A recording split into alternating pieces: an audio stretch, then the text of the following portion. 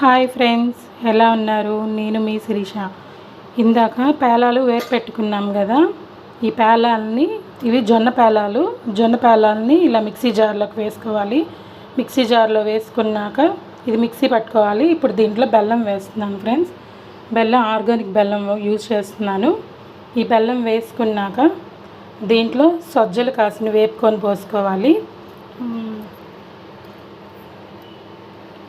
కొంచెం దోస గింజలు కూడా వేపుకొని పోసుకోవాలి ఫ్రెండ్స్.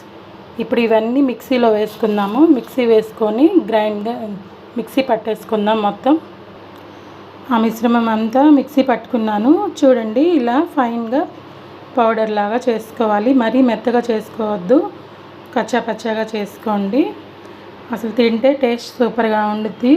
పిల్లలకైతే డైరెక్ట్గా పెట్టద్దు, కొంచెం నెయ్యి వేసి పెట్టండి, బాగుంటుంది. Thank you for watching. Thank you friends and bye.